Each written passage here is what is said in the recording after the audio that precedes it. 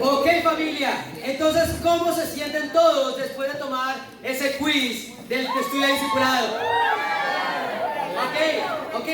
Por ahí estuve viendo también las notas y cada vez vamos mejorando, amén. Amén. El arrepentimiento es refrescante, amén. Eso es bueno. Pero familia, como ya saben, estamos haciendo los estudios de los principios básicos.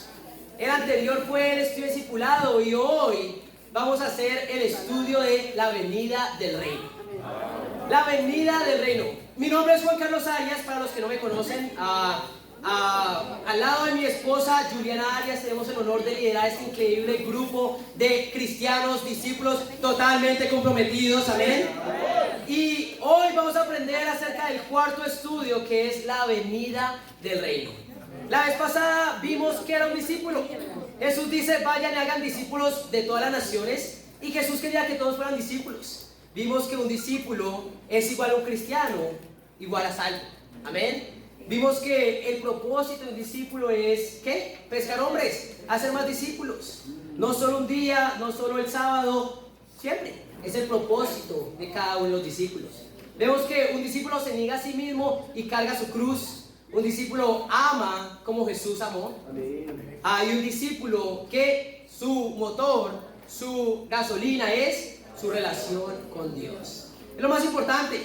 Espero que el día de hoy lo que te mantenga despierto no sea nada más que tu relación con Dios, amén. Porque definitivamente no será ni la prédica ni mi voz, amén. Entonces, vamos a orar a Dios para empezar este estudio. Dios Padre Santo, hoy te damos gracias, Señor, por el increíble honor de poder conocerte a ti y tu palabra, Dios. Gracias porque te has hecho evidente a la vida de cada uno de nosotros, Padre. Gracias, Señor, porque hoy nos has permitido mediante tu palabra el conocer y saber cómo tener una relación personal contigo, Padre. Dios, ¿qué sería de nuestras vidas sin ti? ¿Qué sería de nuestras vidas sin tu palabra? ¿Qué sería de nuestras vidas sin tu reino, Padre? Queremos dar las gracias, queremos, Padre, ser agradecidos, Señor, y que seas tú quien se mueva en nuestros corazones para día a día ser movidos por solo una cosa: el agradecimiento por lo que hiciste tú, Jesús. Hoy queremos glorificarte con este tiempo y con ese estudio, y todo lo damos en tu nombre, Señor Jesús. Amén. Amén. Entonces, Policarpio tomó la decisión de ser un discípulo, amén. Y durante la semana estuvo compartiendo su fe con los discípulos.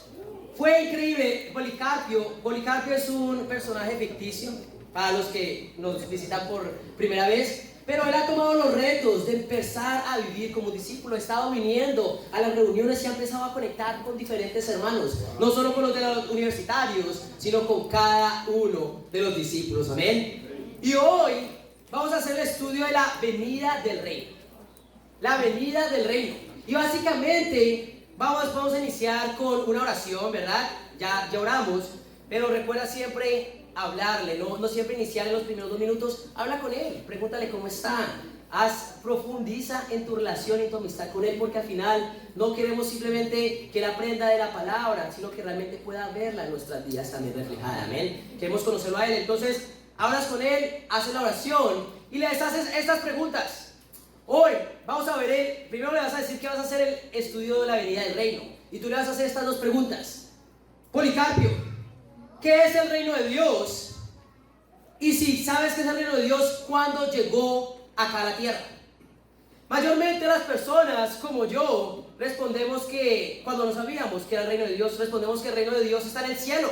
¿Y cuándo va a venir? Pues cuando Jesús venga. Realmente puedes responder muchísimas cosas, pero tú le vas a decir, bueno, en el estudio de hoy vamos a ver qué es el reino de Dios y cuándo llegó. Hoy este estudio es más informativo, es más para enseñar que para profundizar en su corazón. Vemos que estudios como la palabra, como el discipulado, son estudios que nos enseñan y nos permiten profundizar en el corazón de las personas. Este estudio, por el contrario, es más informativo. Quieres dejarle saber, darle a conocer esta información que es increíble. Y hay un par de escrituras que te van a permitir profundizar, pero no todas. Es más para que esta persona conozca que es el reino de Dios. Entonces, vamos y nos dirigimos a Isaías 2. Y Policarpio, vamos a leer. Lo que estamos a punto de ver son profecías. ¿Qué son profecías? Profecías son cosas dichas de las cosas que van a pasar en el futuro. Son exactamente eso, cosas que van a pasar en el futuro.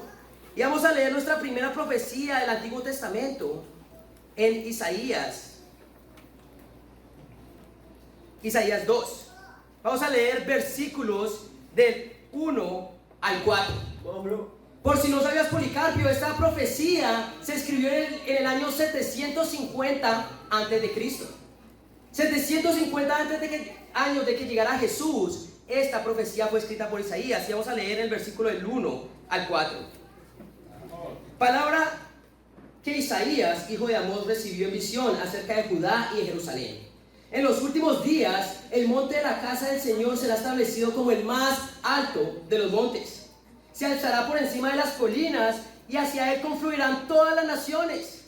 Muchos pueblos vendrán y dirán: vengan, subamos al monte del Señor, a la casa del Dios de Jacob, para que nos enseñe sus caminos y andemos por sus sendas. Porque de Sión saldrá la ley, de Jerusalén la palabra del Señor. Él juzgará entre las naciones y será árbitro de muchos pueblos. Convertirán sus espadas en arados y sus lanzas en hoces. No levantará espada nación contra nación, y nunca más se adiestrarán para la guerra.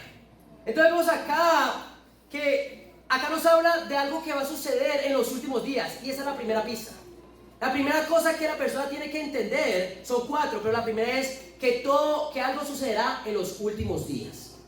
¿En los últimos días de qué? Bueno, aún no nos dice exactamente en los últimos días de qué, pero de esta escritura son 4 puntos importantes que tenemos que entender. Primero que todo, que en los últimos días algo sucederá.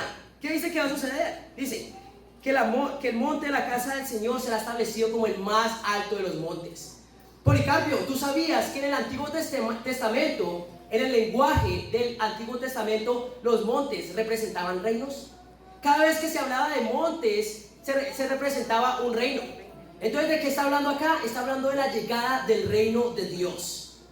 Será el monte, el reino será establecido como el más alto de los montes. Primera cosa que sucederá en los últimos días. Segundo, el monte del Señor, o sea, el reino será establecido. Y la tercera es, ¿quién estará ahí? Bueno, ¿quién estará ahí? Al final del versículo 2 dice: se alzará por encima de las colinas y hacia él confluirán. ¿Quiénes? Todas las naciones. Todas las naciones van a estar en este momento cuando todo esto realmente tome lugar. Y el último punto de esto, el cuarto, es ¿dónde sucederá todo esto? Bueno, dice al final del versículo 3: porque de Sión saldrá la ley, de Jerusalén la palabra del Señor. Policarpio, puede que ahorita estas cosas no tengan mucho sentido, porque esas son cosas que van a tener que pasar en el futuro. Pero yo solo quiero ayudarte a entender estos 4 puntos. En los últimos días, el reino, el monte será establecido, el reino de Dios, hacia él confluirán todas las naciones estarán ahí. ¿Y cuándo empezará todo esto? En Jerusalén. ¿Alguna pregunta, Policarpio? Bueno, no entiendo mucho, pero creo que está claro. A ver, perfecto. No tiene que entender todo, porque todo esto tomará lugar en el futuro. Entonces, vamos a ir a otra escritura que está en Daniel 2. Y Policarpio, Daniel fue escrito en el año 550 antes de Cristo. ¿Qué quiere decir esto? Que de profecía a profecía han pasado 200 años. Y vamos a ir ahora a Daniel.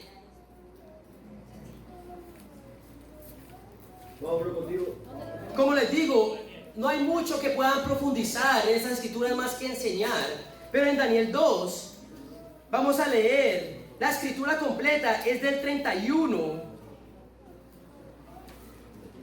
hasta el 45. Del 31 al 45. Esa va a ser la que va a salir en el examen, amén. Del 31 al 45, amén. Pero Daniel 2, del 31 al 45. Pero lo que va a pasar acá es que vamos a leer una profecía que sucedió en el 550 años de Cristo. ¿Qué me gusta hacer a mí? A mí me gusta explicar el contexto de esta escritura, porque es increíble. Acá está hablando de los tiempos del reino de Babilonia. Estos son los 550 antes de Cristo. ¿Y quién está siendo rey en este momento? Nabucodonosor. Nabucodonosor, el rey, tuvo un sueño y él quería saber cuál era su significado. Llamó a sus magos, llamó a sus hechiceros y les dijo: ustedes tienen que decirme el significado de mi sueño. Ellos le dijeron, perfecto, simplemente díganmelo. Y él dijo, no es tan fácil. Ustedes no solo me van a decir qué significa mi sueño, me van a decir también lo que soñé.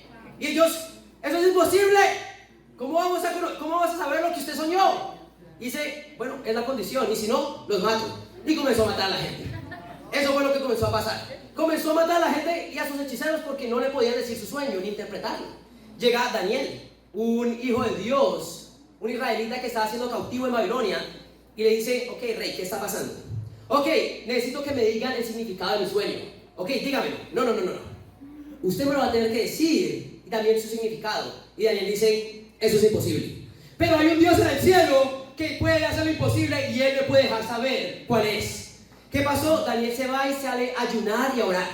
Y después de un día, vuelve y llega confiado de lo que era el sueño. Ya sabía porque Dios se lo había revelado. Y es donde empezamos a leer en el número 31. Dice así. En su sueño, su majestad veía una estatua enorme, de tamaño impresionante y de aspecto horrible. La cabeza de la estatua era de oro puro, el pecho y los brazos eran de plata, y el vientre y los muslos eran de bronce.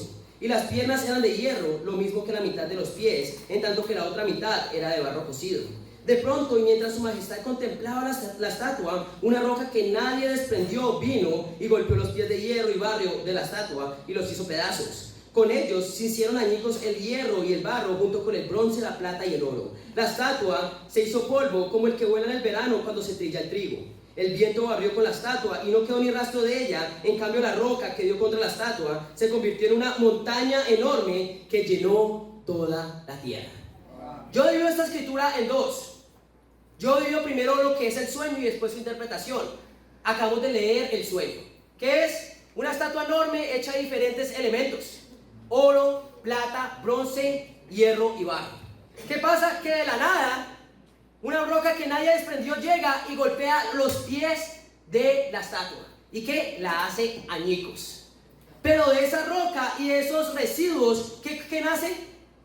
Una montaña que llena toda la tierra. Ahora, entendiendo eso, vamos a leer ahora su interpretación. Dice así: este fue el sueño que tuvo su majestad y este es su significado. Su majestad es rey entre los reyes. El Dios del cielo le ha dado el reino, el poder, la majestad y la gloria. Además, ha puesto en manos de su majestad a la humanidad entera, a las bestias del campo y a las aves del cielo. No importa dónde vivan, Dios ha hecho de su majestad el gobernante de todos ellos. Su majestad es la cabeza de oro. Después de su majestad surgirá otro reino de menor importancia. Luego vendrá un tercer reino que será de bronce y dominará sobre toda la tierra. Finalmente vendrá un cuarto reino sólido como el hierro, y así como el hierro todo lo rompe, destroza y pulveriza, este cuarto reino hará polvo a todos los otros reinos. Su majestad veía que los pies y los dedos eran de barro, de la estatua eran mitad hierro y mitad barro cocido. El hierro y el barro que su majestad vio mezclados significan que este será un reino dividido, aunque tendrá la fuerza del hierro. Y como los dedos eran también mitad hierro y mitad barro, este reino será medianamente fuerte y medianamente débil. Su majestad vio mezclados el hierro y el barro, dos elementos que no pueden fundirse entre sí.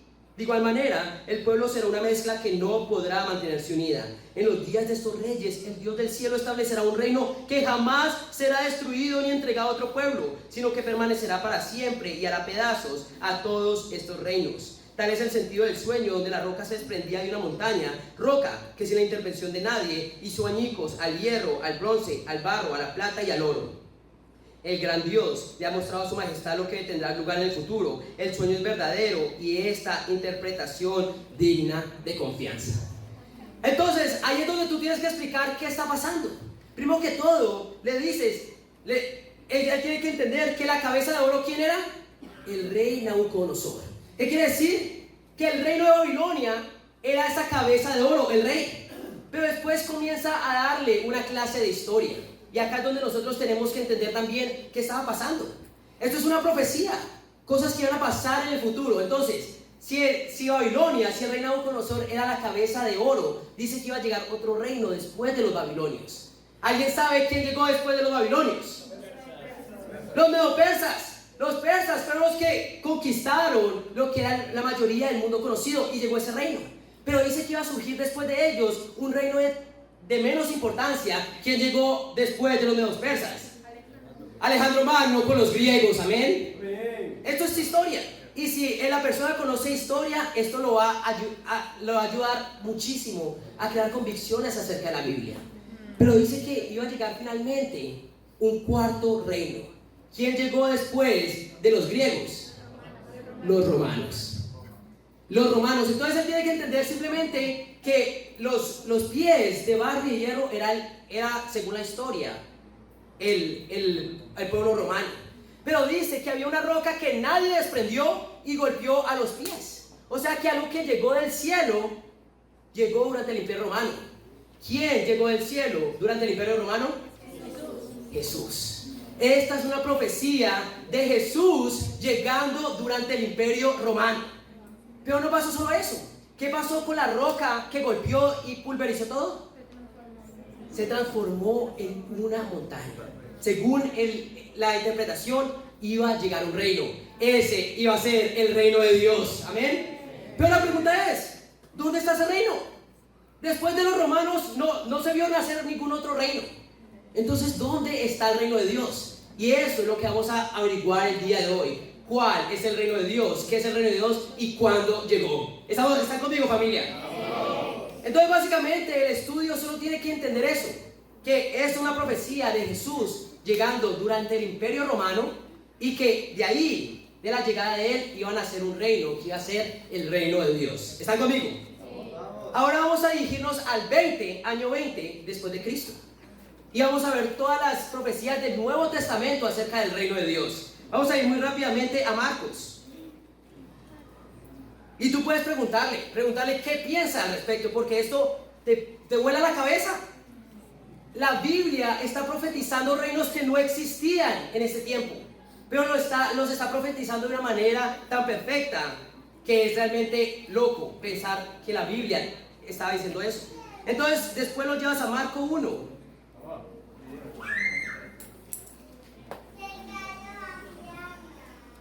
Vamos a ir Mateo. Vamos a ir a Mateo. Mateo 3. No va a ser Marcos, sino Mateo. ¿Ok? Mateo 3. Y este es el año 25 después de Cristo. Vamos a leer versículos del 1 al 6. Dice así. En aquellos días se presentó Juan el Bautista predicando en el desierto de Judea. Decía, arrepiéntanse porque el reino de los cielos está cerca. Juan era aquel quien había escrito el profeta Isaías. Voz de uno que grita en el desierto, preparen el camino para el Señor, háganle sendas derechas. La ropa de Juan estaba hecha de pelo de camello, llevaba puesto un cinturón de cuero y se alimentaba de langostas y miel silvestre. Acudía a él la gente de Jerusalén, de toda Judea y de toda la región del Jordán. Cuando confesaban sus pecados, él los bautizaba en el río Jordán. Entonces, Policarpio, acá tenemos un hombre bastante interesante. Un hombre que vivía en el desierto, un hombre que comía langosta y piel silvestre y se vestía con piel de camello. Algo bastante loco el día de hoy. Pero no solo su atuendo era loco, su mensaje era también algo interesante. ¿Cuál era el mensaje de Juan? En el versículo 2 decía, arrepiéntanse porque el reino de los cielos está cerca. Policarpio, acá es el 25 después de Cristo. Cristo ya estaba en la tierra. ¿Ya había llegado el reino de Dios? Dicen que está cerca. Exacto. ¿Quiere decir que ya había llegado? No, porque si alguien está cerca es porque no ha llegado. Amén. Entonces, en el 25 después de Cristo, ¿ya había llegado el reino? No, estaba cerca. Ok, perfecto. Vamos a seguir buscando. Hoy, Policarpio, vamos a jugar a ser Sherlock Holmes. Hoy vamos a ir siguiendo lo que son las pistas acerca del reino de Dios para darnos cuenta dónde y qué es el reino de Dios. Vamos a ir ahora al 30 después de Cristo y vamos a ir en Mateo 4. Es interesante que 5 años pasaron de un capítulo a otro, amén. Pero Mateo 4, versículo 17 dice así. Y este es Jesús mismo hablando, dice. Desde entonces comenzó Jesús a predicar. Arrepiéntanse porque el reino de los cielos está ¿qué? Cerca. Policarpio, en el 30 después de Cristo, ¿ya había llegado el reino de Dios? ¿El reino de los cielos? No, estaba cerca. ¡Wow! ¿Dónde estará entonces el reino de los cielos? Vamos a seguir buscándolo y vamos a ir a Juan 3. ¿Cómo te sientes, Policarpio? ¿Te sientes ya como un verdadero detective? Sí, lo siento. Juan 3, vamos a leer versículos del 1 al 7. Dice así: había entre los fariseos un dirigente de los judíos llamado Nicodemo. Este fue de noche a visitar a Jesús. Rabí, le dijo, sabemos que eres un maestro que ha venido de parte de Dios, porque nadie podría hacer las señales que tú haces si Dios no estuviera con él. De veras te aseguro que quien no nazca de nuevo no puede ver el reino de Dios, dijo Jesús. ¿Cómo puede uno nacer de nuevo siendo ya viejo? Qué buena pregunta. Preguntó Nicodemo, ¿acaso puede entrar por segunda vez en el vientre de su madre y volver a nacer? Yo te aseguro que quien no nazca de agua y de espíritu no puede entrar en el reino de Dios, respondió Jesús. Lo que nace del cuerpo es cuerpo, lo que nace del espíritu es espíritu. No te sorprendas de que te haya dicho, tienen que nacer de nuevo. Policarpio, acá Jesús nos está dando una increíble pista acerca del reino de Dios. Y primero que todo está este fariseo, un maestro de la ley, hablándole a Jesús, como tratando de aludir a él, como tratando de decirles cosas lindas. Y a Jesús no le importa, él simplemente le dice, te aseguro que quien no nazca de nuevo no puede ver el reino de Dios. Y acá Jesús nos está diciendo la manera de que tú y yo podemos entrar al reino de Dios. ¿Cuál es?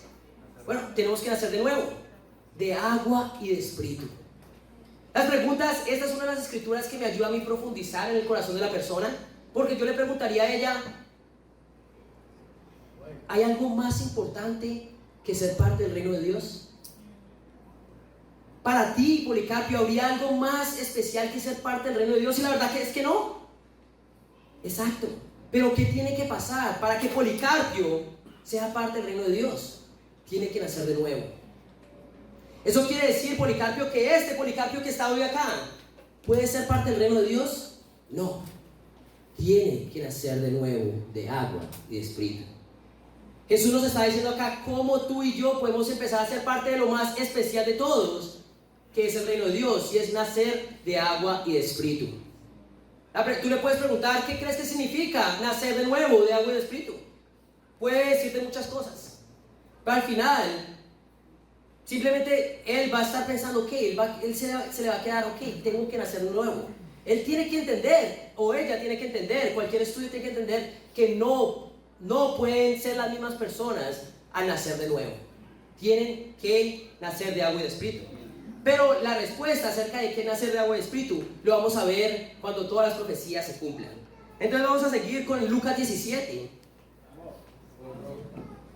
Lucas 17, versículos del 20 al 21.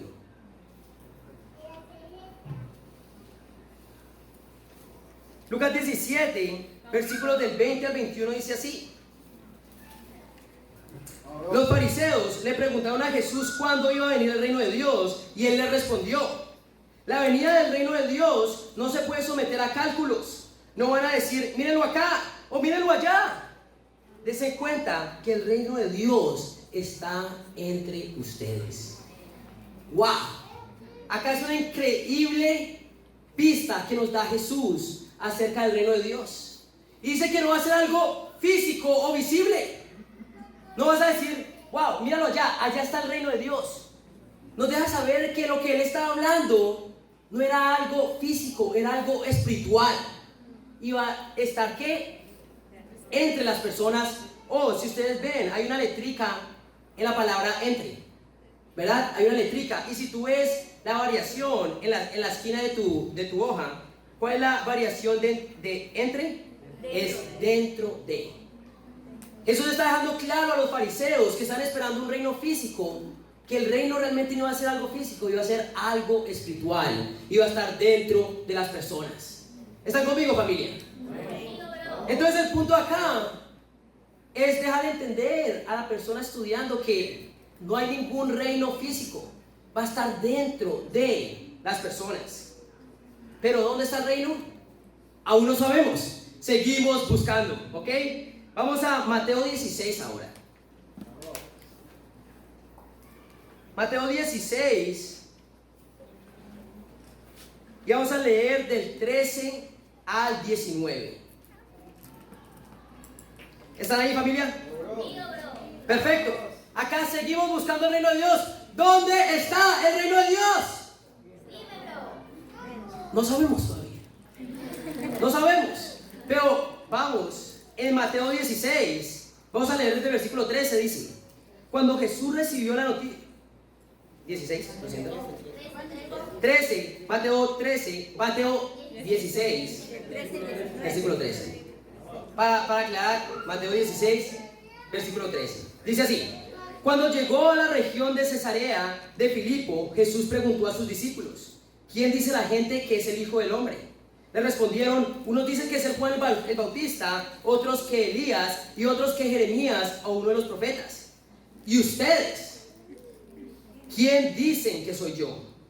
Tú eres el Cristo, el Hijo del Dios viviente, afirmó Simón Pedro.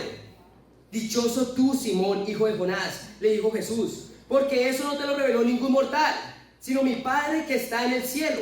Yo te digo que tú eres Pedro, y sobre esta piedra edificaré mi iglesia, y las puertas del reino de la muerte no prevalecerán contra ella. Te daré las llaves del reino de los cielos. Todo lo que ates en la tierra quedará atado en el cielo, y todo lo que desates en la tierra quedará desatado en el cielo. Primero que todo, Policarpio, esta es una de las escrituras más malentendidas de todas. Hay iglesias, hay denominaciones que se han sacado de una escritura. Pero vamos a entender qué está pasando. Jesús le está preguntando a sus discípulos: ¿quién dice la gente que soy yo? Y las personas tenían muchísimas ideas de quién podría ser Jesús. Que sea ser Juan el Bautista, lo cual no tiene sentido porque los dos estaban vivos al mismo tiempo, ¿verdad? Que tú eres Elías, que tú eres el profeta. Ok, increíble, la gente tiene ideas muy locas. Pero lo importante es: ¿quién dicen ustedes que soy yo? Y ahí es donde Pedro hace su gran confesión. Dice: tú eres el Cristo, el Hijo del Dios viviente. Y Jesús dice: amén. Exacto, ese soy yo. Esta es la primera vez que los discípulos entienden quién realmente era Jesús. Y Jesús dice: gracias, porque eso, Pedro, no te lo reveló nadie, sino Dios que está en el cielo. Y le dice: sobre esta piedra edificaré mi iglesia. Muchas personas, bueno, primero voy a explicar lo que está bien y después lo que está mal.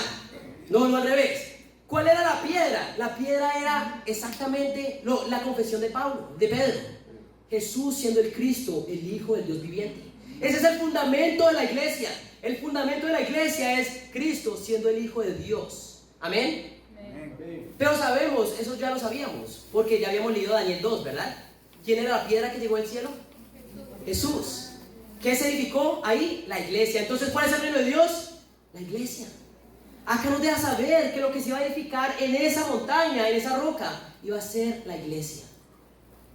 Y acá Jesús le da un rol muy importante a Pedro, que es ¿qué? Las llaves.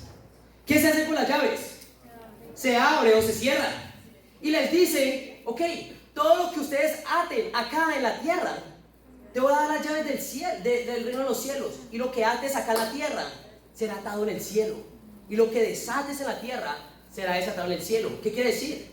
Cualquiera que haga parte del reino de los cielos acá en la tierra será parte del reino de los cielos en el cielo. El que no sea parte del reino de los cielos acá en la tierra no será parte del reino de los cielos en el cielo. ¿Qué quiere decir eso? Que el reino de los cielos iba a estar acá entre nosotros.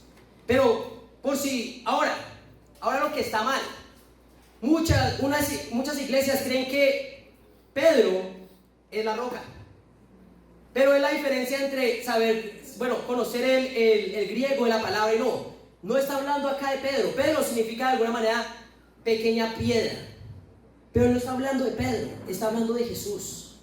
¿Por qué? Porque primero que todo, un hombre no puede ser el fundamento de la iglesia. No puede ser la iglesia construida sobre un hombre.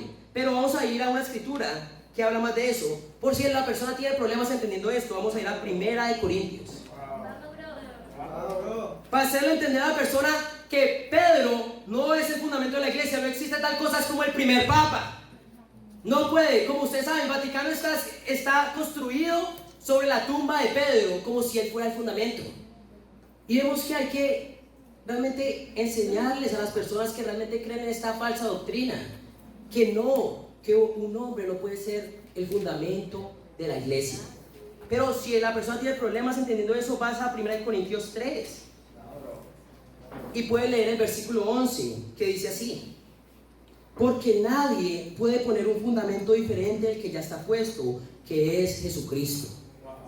El fundamento de la iglesia es Jesucristo, es Cristo, el Hijo del Dios viviente, como lo había dicho Pedro antes. ¿Están conmigo, familia?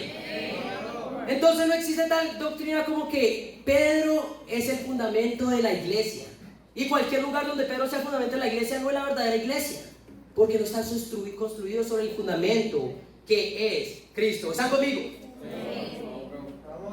Acá le tenemos que enseñar algo muy importante a la persona, que el fundamento es Jesús, pero también dejar entender que Pedro sí cumplía un rol importante, porque él iba a tener las llaves para abrir el reino de Dios. ¿Ok? Pero seguimos buscando el reino de Dios porque no sabemos dónde está. Amén. Vamos a ir a Lucas 23.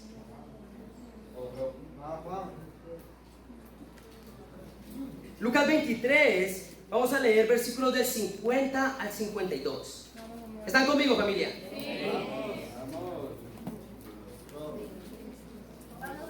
Dice así.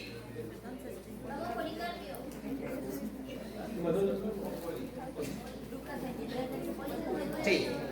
Lucas 23, versículos del 50 al 52. ¿Están conmigo ahí, familia?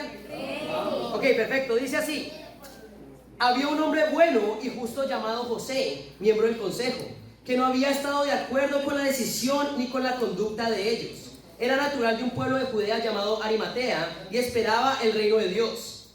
Este se presentó ante Pilato y le pidió el cuerpo de Jesús. Después de bajarlo, lo envolvió en una sábana de lino. Bueno, ya eso no. Hasta el 52, ¿verdad? Que dice: este se presentó ante Pilato y le pidió el cuerpo de Jesús. ¿Qué está pasando acá?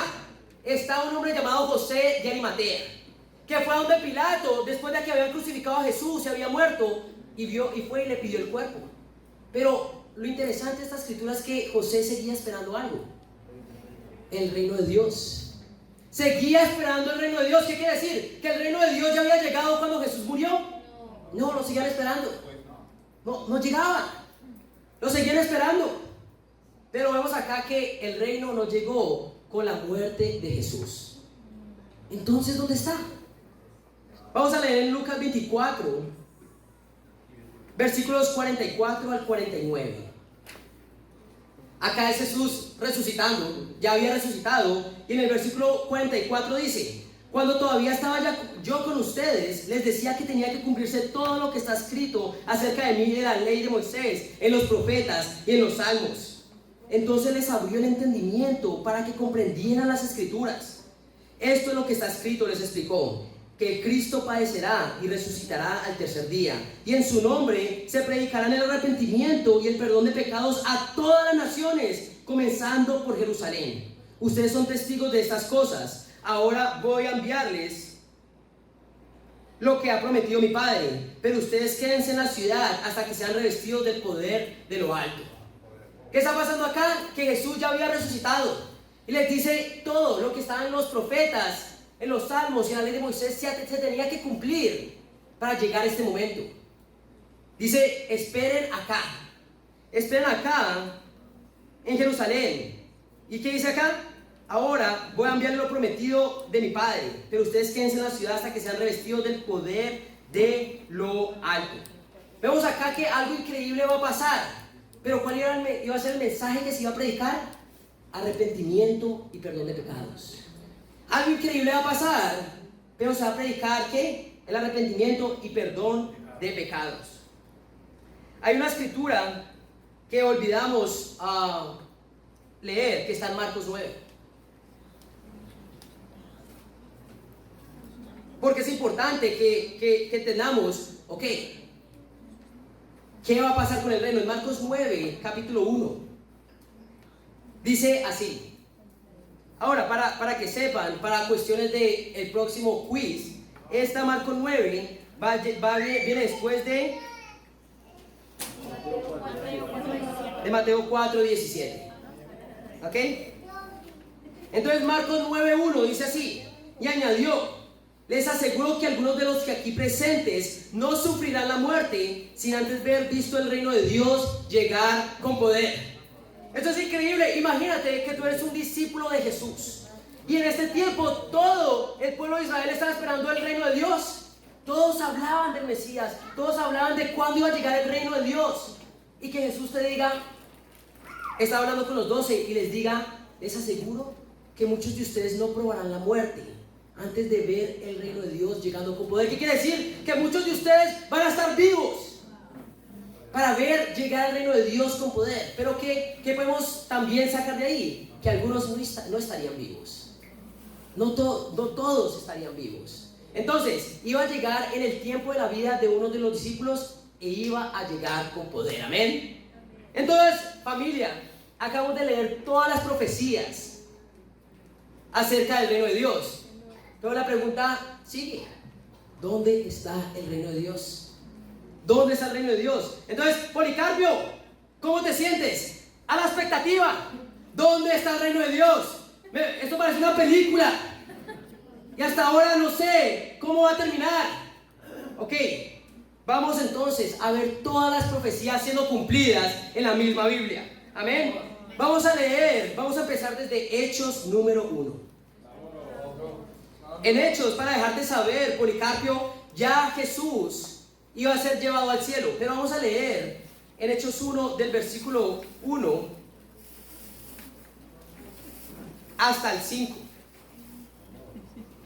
Dice así: estimado Teófilo, en mi primer libro me refería a todo lo que Jesús comenzó a hacer y enseñar hasta el día en que fue llevado al cielo, luego de darles instrucciones por medio del Espíritu Santo a los apóstoles que había escogido. Después de padecer la muerte, se les presentó dándoles muchas pruebas convincentes de que estaba vivo. Durante 40 días se le apareció y les habló acerca del reino de Dios. Una vez mientras comía con ellos, les ordenó: no se alejen de Jerusalén, sino que esperen la promesa del Padre, de la cual les he hablado. Juan bautizó con agua, pero dentro de pocos días ustedes serán bautizados con el Espíritu Santo. Amén. ¿Qué está pasando acá, Policarpio? Jesús resucitó, amén. Y se le presentó a sus apóstoles y a una gran cantidad de personas. Y por 40 días, después de haber resucitado, habló solo de una cosa. ¿Qué era? El reino de Dios. Lo podemos leer en el versículo 3. Después de padecer la muerte, se le presentó dándoles muchas pruebas convincentes de que estaba vivo. Durante 40 días se le apareció y les habló acerca del reino de Dios. La pregunta es, Policarpio, ¿qué tan importante era el reino de Dios para Jesús? Muy importante. Que después de su resurrección solo habló de una cosa: el reino de Dios. Juan Carlos, por favor, no me digas eso. Ahora necesito saber qué es el reino de Dios. No me dejes así. No te voy a dejar así. Cálmate. Suéltame, por favor. Vemos acá, familia, de Hechos 1, solo tenemos que leer eso. De Hechos 1 solo lee del 1 al 5. Y déjale saber lo importante que era el reino de Dios para Jesús. Después, antes y después de su muerte. Amén. Y ahora comenzamos con Hechos 2. Y esto va a ser muy creíble, pero también un poco, ¿cuál sería la palabra ahí? Trabajoso. Porque tenemos que estar muy pendientes de cómo todas las profecías se van a cumplir. Entonces, vamos a leer casi todo Hechos 2, pero yo les voy a dar formas de la manera que yo hago el estudio para que sea más fluido, ¿ok? Entonces, Hechos 2, vamos a leer desde el versículo 1, la primera sección del versículo 1 hasta el versículo 12, ¿ok? Hechos 2, versículo 1, dice así: cuando llegó el día de Pentecostés, estaban todos juntos en el mismo lugar. De repente vino del cielo un ruido como el de una violenta ráfaga de viento y llenó toda la casa donde estaban reunidos. Se les aparecieron entonces unas lenguas como de fuego que se repartieron y se posaron sobre cada uno de ellos. Todos fueron llenos del Espíritu Santo y comenzaron a hablar en diferentes lenguas, según el Espíritu les concedía expresarse. Estaban de visita en Jerusalén judíos piadosos procedentes de todas las naciones de la tierra. Al oír aquel bullicio, se agolparon y quedaron todos pasmados, porque cada uno los escuchaba hablar en su propio idioma. Desconcertados y maravillados, decían: ¿no son galileos todos estos que están hablando? ¿Cómo es que cada uno de nosotros los oye hablar en su lengua materna? Partos, medos y elamitas, habitantes de Mesopotamia, de Judea y de Capadocia, del Ponto y de Asia, de Frigia y de Panfilia, de Egipto y de las regiones de Libia cercanas a Cirene, visitantes llegados de Roma, judíos y prosélitos, cretenses y árabes, todos por igual nos oímos proclamar en nuestra propia lengua las maravillas de Dios. Desconcertados y perplejos se preguntaban: ¿qué quiere decir esto? Otros se burlaban y decían: lo que pasa es que están borrachos. ¡Wow! Acá los discípulos estaban siendo acusados de borrachos, amén. Increíble. Pero ¿qué está pasando acá? Lo que está pasando, que están el grupo de discípulos reunidos después de que Jesús ya se había ido, se lo había llevado al cielo, Dios. Y estaban en un lugar reunidos orando. ¿Y qué pasa? Algo con poder empieza a pasar. ¿Recuerdan esa profecía de que iba a llegar algo con poder? Bueno, acá algo con poder comienza a pasar. Ahora, la primera profecía también que se cumplió es que ya uno de los discípulos había muerto. Ya no todos estaban vivos, unos sí. ¿Quién había muerto? Judas se había suicidado. ¿Recuerdan la profecía que decía: les aseguro que muchos de ustedes no probarán la muerte? Bueno, acá ya algunos ya habían probado la muerte. Y dice: hasta ver el reino de Dios llegar con poder. ¿Qué está pasando? Que el lugar donde estaban, dice, vino del cielo un ruido como de una violenta ráfaga de viento, en el número 2, y llenó toda la casa donde estaban reunidos. Dice que se le aparecieron lenguas como de fuego a cada uno de ellos. Imagínate, una bola de fuego en la cabeza de cada uno de ellos, y ellos comienzan a hablar otros idiomas. Ahora, ¿dónde estaban ellos? ¿Y quiénes estaban junto a ellos? Bueno, en el número 5 dice: estaban de visita en Jerusalén. ¿Recuerdan dónde iba a pasar todo? En Jerusalén. ¿Y quién tenía que estar ahí? Todas las naciones. Dice en el número 5: estaban de visita en Jerusalén judíos piadosos. ¿De dónde? Procedentes de todas las naciones. ¡Wow! Acá vemos que cada cosa de estas se está cumpliendo. Y vemos que estas personas que venían de todas las naciones comienzan a oírlos hablar en sus propias lenguas. Es como si yo estuviera acá una persona que habla chino y yo comience a hablar chino. Y dice: ¿Cómo? Pero están hablando árabe, están hablando muchos idiomas. Ahora, esa es una de las muchas evidencias de que las lenguas en la Biblia no son palabrería, son idiomas reales. Hay unas iglesias que enseñan que puedes hablar en lenguas angelicales, pero eso no es verdad. Es simplemente sacando escritura fuera de contexto. ¿Pero por qué? Porque las lenguas en la Biblia son lenguajes. Es como si estuviera así, una persona que habla alemán y yo comience a hablar alemán sin saber nada. Eso es un milagro. Pero vemos acá qué está pasando con poder. Policarpio, ¿qué piensas? ¡Wow! Veo como ya Jerusalén y todas las naciones, el llegar con poder y que los discípulos no habían probado la muerte, ya se está cumpliendo. Exacto, pero nos quedan muchas más y vamos a seguir leyendo. Ahí es donde la próxima sección que yo leo es del 14 hasta el 24. Acá se van a cumplir dos profecías. Nuevamente estamos leyendo Hechos 2. Hechos 2, 14 al 24 dice así. Entonces Pedro, ok, ¿quién era el que tenía las llaves del reino? Pedro. Entonces tenemos que entender qué está pasando acá. Esta es la primera vez que se va a predicar ante todas las naciones algo. ¿Y quién toma la iniciativa? Pedro. ¿Por qué? Porque él tenía las llaves, amén. Y dice así: entonces Pedro con los 11 se puso de pie y dijo a voz en cuello: compatriotas judíos y todos ustedes los que están en Jerusalén, déjenme explicarles lo que sucede. Presten atención a lo que les voy a decir. Estos no están borrachos, como suponen ustedes. Apenas son las 9 de la mañana. Menos mal no estaban ni en Colombia ni en Perú, amén. Pero dice: en realidad lo que pasa es lo que anunció el profeta Joel. Sucederá que en los últimos días, dice Dios, Derramaré mi espíritu sobre todo el género humano. Los hijos y las hijas de ustedes profetizarán, tendrán visiones los jóvenes y sueños los ancianos. En estos días derramaré mi espíritu aún sobre mis siervos y mis siervas y profetizarán. Arriba en el cielo y abajo en la tierra mostraré prodigios, sangre, fuego y nubes de humo. El sol se convertirá en tinieblas y la luna en sangre, antes de que llegue el día del Señor, día grande y esplendoroso. Y todo el que invoque el nombre del Señor será salvo.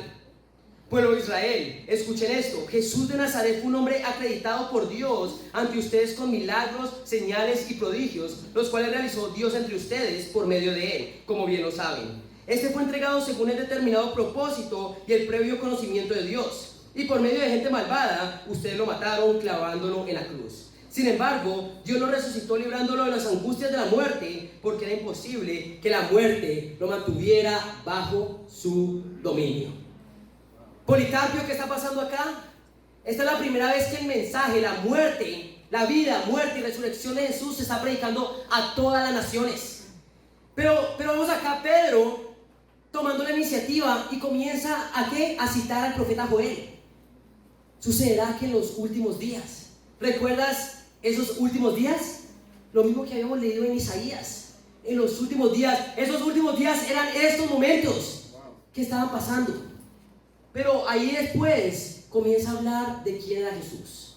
Jesús fue un hombre acreditado por Dios con milagros, prodigios y señales. Jesús tenía el poder de Dios, porque era Dios.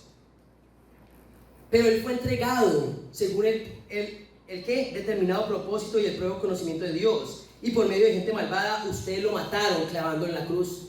Realmente el evangelio es que Jesús era el Hijo de Dios y que vino a hacer milagros, pero él les dice, ustedes, mediante personas malvadas, lo clavaron en la cruz.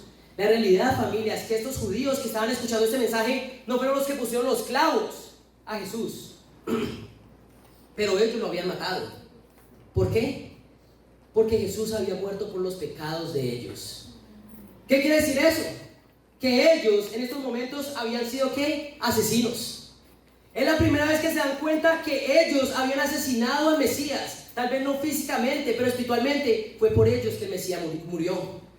Y ahí es donde tú le tienes que preguntar a la persona con la que estás estudiando. ¿Tú entiendes que tú eres un asesino? ¿Tú entiendes que fueron tus pecados los que pusieron a Jesús en la cruz? Esas personas se enteraron de esto por primera vez. Imagínate cómo se quedaron. Tal vez igual que tú ahorita, entendiendo que eres un asesino. Pero la realidad es que tú y yo asesinamos a Jesús. Fueron nuestros pecados los que lo pusieron en la cruz. Y ese es el mensaje del evangelio. Pero no solo eso, Jesús lo levantó de la muerte.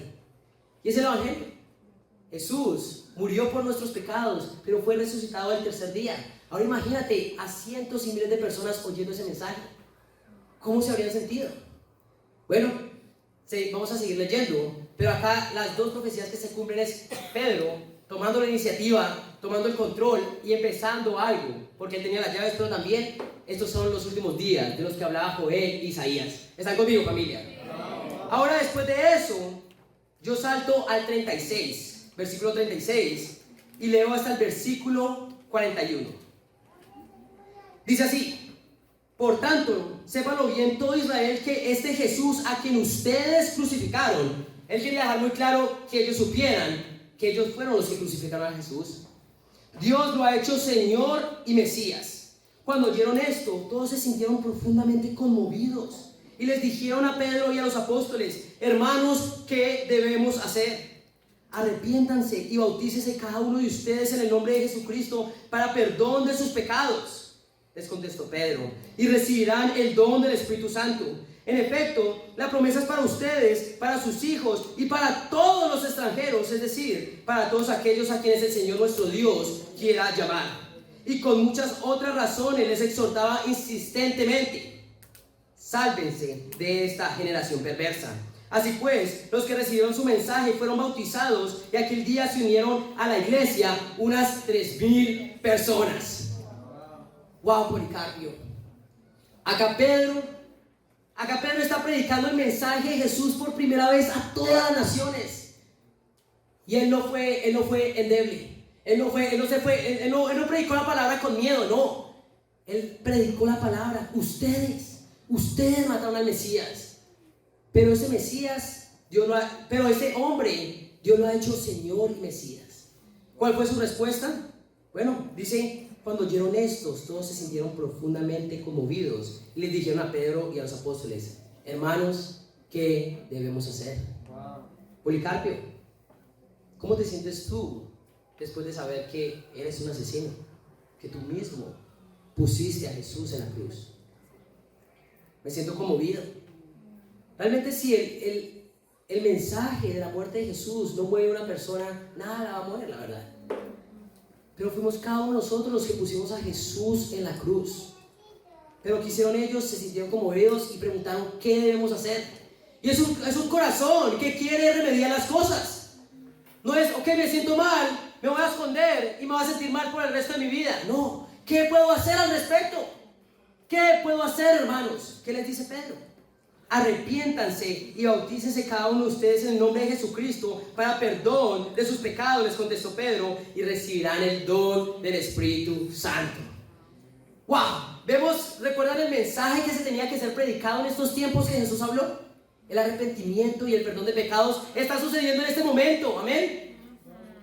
Pero ¿qué es lo que nos llama Pedro a hacer al momento en que ellos entendieron el Evangelio? Arrepiéntanse y bautícese cada uno de ustedes y recibirán ¿qué? El perdón de sus pecados y el don del Espíritu Santo. Entonces, Policarpio, ¿recuerdas cómo se entra al reino de Dios? Hoy tú no eres parte de la iglesia solo porque estés acá. Tú eres parte de la iglesia cuando naces de nuevo, amén. Estamos hablando no algo físico, estamos hablando de algo espiritual. Y si tú sigues viendo las cosas de manera física, tal vez aún no has tomado la decisión de arrepentirte y bautizarte, y aún tus pecados no han sido perdonados. Aún no tienes el Espíritu Santo dentro de ti. Pero vemos acá, Policarpio, que así es cuando una persona nace de agua y de espíritu. ¿Entiende lo que está pasando? ¡Wow! Sí.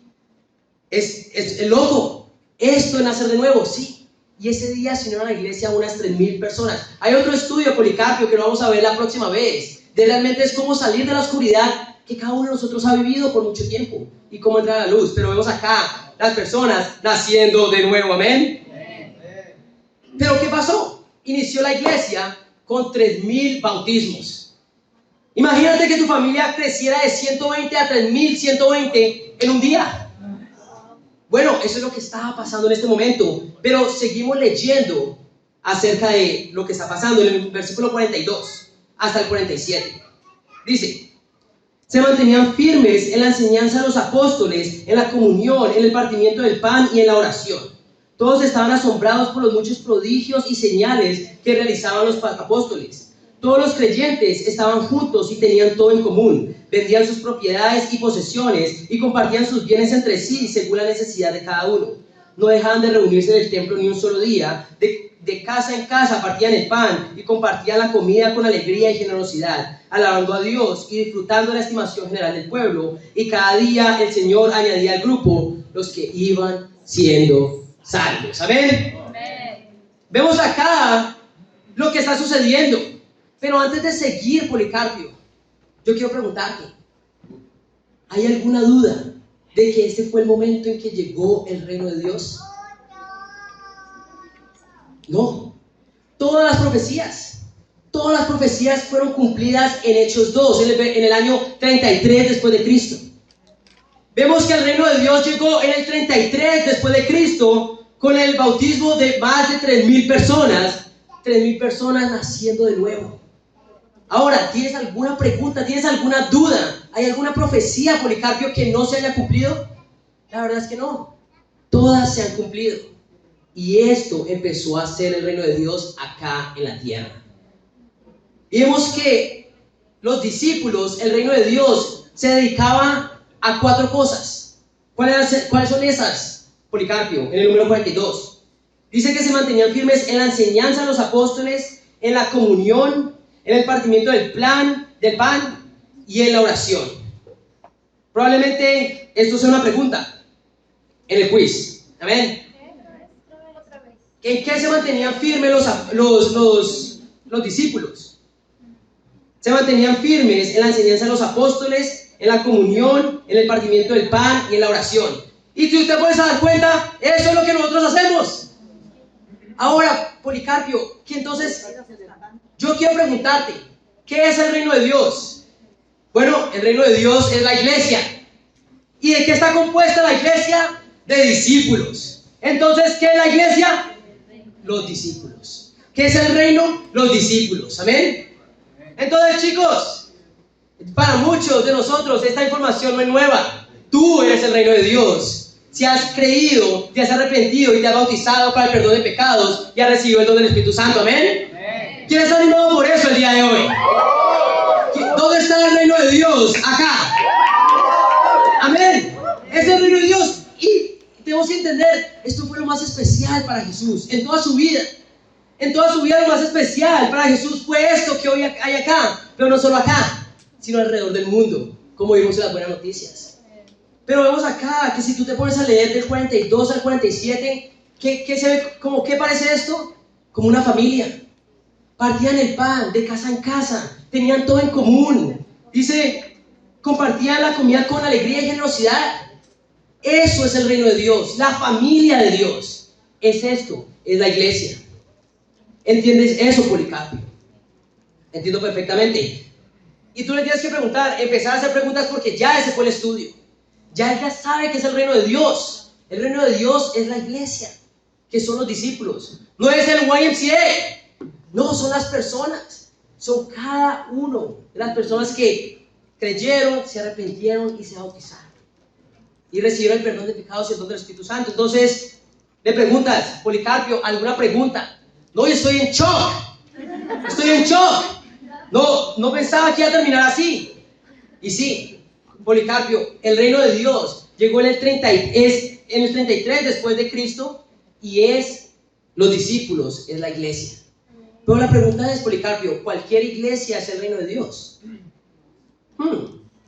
Interesante. No todas las iglesias, no todas las construcciones, no todas las congregaciones son el reino de Dios. ¿Por qué? Porque no todas creen el mensaje, se arrepienten y se bautizan para el perdón de pecados. Exacto, Policarpio. Yo crecí en una iglesia donde me bautizaron de bebé, cosa que no existe en la Biblia. Después fui a una iglesia donde me dijeron que tenía que aceptar a Cristo en mi corazón para el perdón de mis pecados y ser salvo, cosa que no está en la Biblia. Por mucho tiempo anduve y visité más de 6, 7 iglesias en mi vida, pero ninguna me enseñó la doctrina correcta. Pero me di cuenta porque ninguna realmente podías ver el amor, el verdadero amor. Ninguna lucía como una familia, porque el reino de Dios en la Biblia es una familia que se dedicaban a estas cosas. Entonces, yo quiero preguntarte, Policarpio, ¿realmente has conocido el reino de Dios? Sí. ¿Cuándo? Ahora. Con ustedes, amén. Amén, ok, entiendo. Y sí, realmente tiene que entender que este es el reino de Dios. No porque nosotros digamos que somos el reino de Dios, no porque nosotros creamos que somos el reino de Dios, somos el reino de Dios. No, es porque las escrituras nos dicen qué es el reino de Dios. Ahora, ¿qué tan importante tiene que ser el reino de Dios en tu vida, Policarpio? Primero que todo, ¿quieres ser parte del reino de Dios? Sí quiero. Entonces, ¿qué tienes que hacer? Arrepentirme. Wow. Sí. ¿Y después de eso qué? Bautizarme. Exacto. ¿Y qué vas a recibir en el bautismo? Nacer de nuevo. El don del Espíritu Santo. Amén. Yo quiero animarte en una última escritura que está en Mateo 6. Mateo 6, el versículo 33, dice así. Y Jesús, Policarpio, nos va a decir qué tenemos que buscar primeramente, qué tiene que ser prioridad en nuestras vidas. Mateo 6, 33, dice así. Más bien, busquen primeramente el reino de Dios y su justicia, y todas estas cosas les serán añadidas. Amén. De pronto, no vamos a tener que memorizar esto para el próximo quiz, amén. Yo lo digo, de pronto. Un 99.9 seguro. Cosas pasan. Pero vamos acá, Policarpio. ¿En qué número tiene que estar? ¿En qué lista de prioridades tiene que estar el reino de Dios? Pues dice primeramente. En la lista de mis prioridades tiene que estar el reino de Dios. ¿Y qué es el reino de Dios? Los discípulos. La familia de Dios. Entonces yo quiero animarte, Policarpio. Tú has estado viniendo a los entresemanales. Tú has estado viniendo a los devocionales. Tú has estado viniendo al servicio. Pero tú solo eso no. Has estado, ¿qué? Compartiendo tu fe. Y hablando todos los días con los hermanos. Eso es lo que la Biblia nos llama a tener, ese tipo de relaciones. Entonces la pregunta es, ¿quieres ser parte del reino de Dios? Claro que sí. ¿Cuándo quieres bautizarte? Pronto. Lo más pronto posible, amén. ¿Qué tengo que hacer? Vamos a hablar de tu arrepentimiento. Porque sé que aún tienes problemas con dejar cosas. Te queremos ayudar con esto. Pero eso ya es para el próximo estudio. Pero, Policarpio, ¿alguna duda de qué es el reino de Dios? No, no hay ninguna. ¿Cuándo quieres ser parte del reino de Dios? Lo más pronto posible. Amén. Entonces, bueno, Policarpio, ese ha sido el final del estudio. ¿Quieres hacer una oración? Y cierran con una oración. Y hasta ahí llega el estudio de la venida del reino de Dios. Amén. Entonces, familia, espero que esto les haya ayudado a ustedes también para conocer cómo liderar el estudio, realmente los puntos importantes de cada una de las escrituras. Y ahora, ¿qué se hace después de la oración? Agendar el próximo estudio. Agendar el próximo estudio, amén. Y si se quieren tomar una foto, amén, tómense una foto, amén. Pero, familia, ese es el final, ese es todo el estudio del reino de Dios. Ahora, hay unas preguntas que probablemente puedan estar en el quiz del miércoles. Entonces, las fijas. ¿Cuáles son las dos escrituras del Antiguo Testamento que leímos el día de hoy?